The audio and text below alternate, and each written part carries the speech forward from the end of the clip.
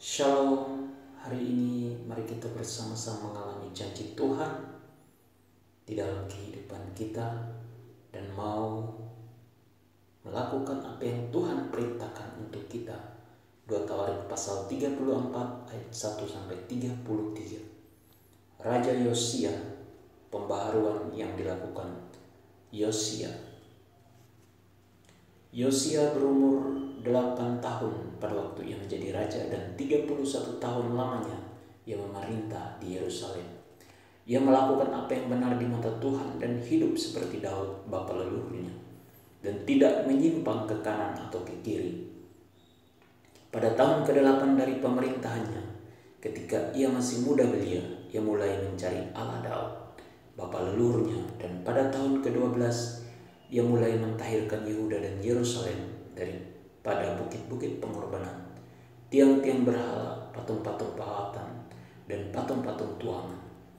Mezbah-mezbah para Baal dirobohkan di hadapannya. Ia menghancurkan pedupaan-pedupaan yang ada di atasnya. Ia meremukkan dan menghancur luluhkan tiang-tiang berhala, patung-patung pahatan dan patung-patung tuangan, dan menghamburkannya ke atas kuburan orang-orang yang mempersembahkan korban kepada berhala-berhala itu. Tulang-tulang para imam dibakarnya di atas mezbah-mezbah mereka. Demikianlah ia mentahirkan Yehuda dan Yerusalem. Juga di kota-kota Manasye, Efraim dan Simeon, sampai di kota-kota Naftali yang di mana-mana telah menjadi reruntuhan. Ia merobohkan segala mezbah dan tiang berhala, meremukkan segala patung pahatan, serta menghancurkannya dan menghancurkan semua kehidupan pedupaan di seluruh tanah Israel. Sesudah itu ia kembali ke Yerusalem. Kitab Taurat ditemukan kembali pada tahun ke-18 dari pemerintahannya. Setelah selesai mentahirkan negeri dan rumah Tuhan, ia menyuruh Safan bin Azalia dan Maaseah, penguasa kota, serta Yoah bin Yoahas, bendahara negara, untuk memperbaiki rumah Tuhan Allahnya. Maka datanglah mereka kepada imam besar Hilkia dan menyerahkan kepadanya uang yang telah dibawa ke rumah Allah dan yang telah dikumpulkan oleh orang-orang Lewi, yakni oleh para penjaga pintu, dari orang-orang Manasye dan Efraim, dan dari semua orang yang masih tinggal di Israel, pula dari seluruh orang Yehuda dan Benyamin, dan dari penduduk Yerusalem. Uang itu diberikan mereka ke tangan para pekerja yang diangkat untuk mengawasi rumah Tuhan. Dan mereka itu yang bekerja dalam rumah Tuhan mengeluarkannya untuk membetulkan dan memperbaiki rumah itu. Mereka memberikannya kepada tukang-tukang kayu dan tukang-tukang bangunan, supaya tukang-tukang itu membeli batu pahat dan kayu untuk tupai-tupai dan untuk memasang balok-balok pada gedung-gedung yang oleh raja-raja Yehuda dibiarkan roboh. Orang-orang itu melakukan pekerjaan itu dengan setia. Orang-orang yang diangkat menjadi pengawas mereka ialah Yahat dan Obadjah, orang-orang Lewi dari Bani Merari, sedangkan Zakaria dan Mesulam dari Bani Kehat mengepalai semua.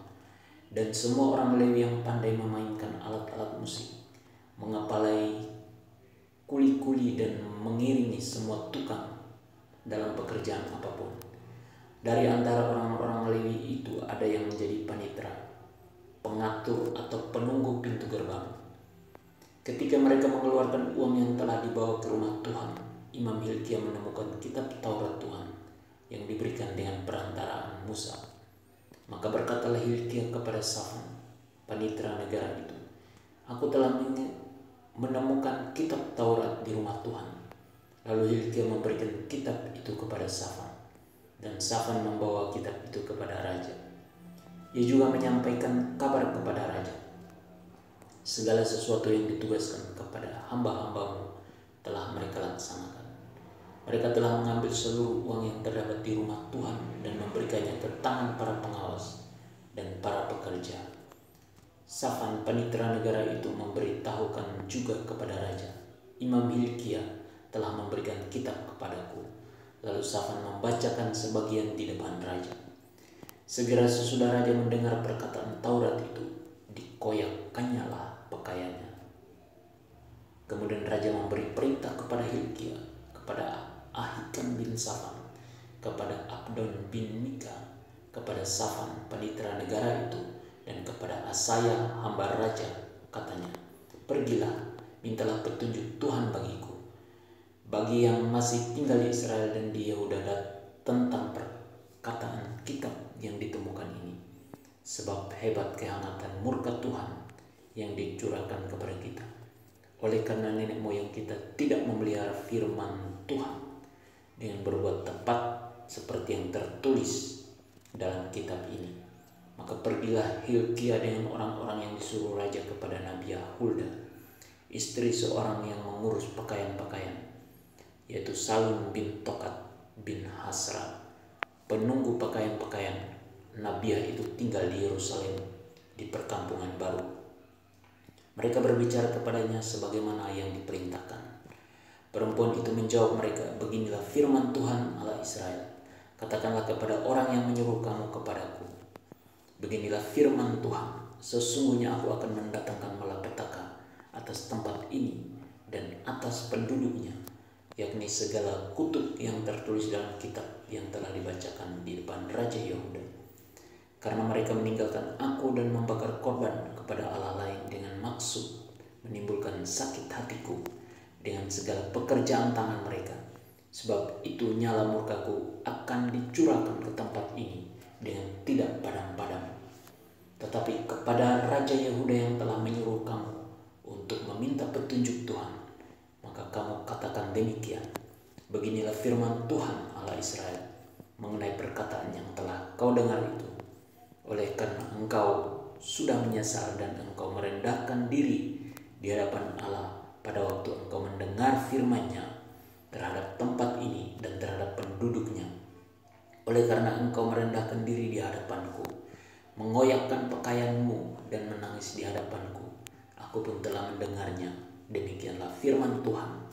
Maka sesungguhnya aku akan mengumpulkan engkau kepada nenek moyangmu, dan engkau akan dikebumikan ke dalam kuburmu dengan damai, dan matamu tidak akan melihat segala malapetaka yang akan kudatangkan atas tempat ini dan atas penduduknya.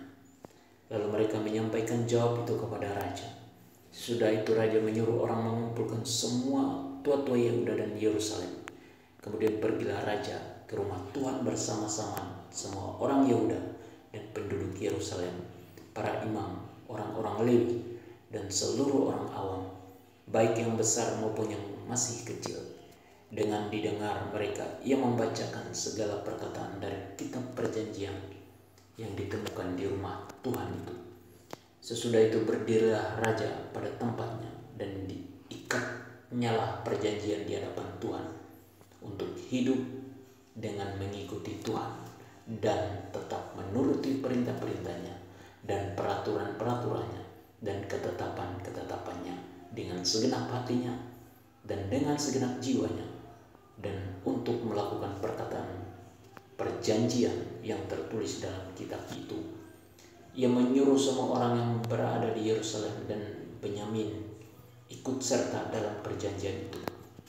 Dan penduduk Yerusalem berbuat menurut perjanjian Allah, yakni Allah nenek moyang mereka. Yosia menjauhkan segala dewa kekejian dari semua daerah orang Israel dan menyuruh semua orang yang ada di Israel beribadah kepada Tuhan Allah mereka. Maka sepanjang hidup Yosia mereka tidak menyimpang mengikuti Tuhan Allah nenek moyang mereka. Perintah Tuhan, kita harus mencari Tuhan dengan sungguh-sungguh. Jangan kita menyimpang dari ketetapan-ketetapan Tuhan dan tetap setia melayani Tuhan. Janji Tuhan untuk kita, yaitu Tuhan akan mendengar segala seruan kita dan akan melimpahkan damai sejahtera dalam kehidupan kita. Amin. Tuhan Yesus memberkati.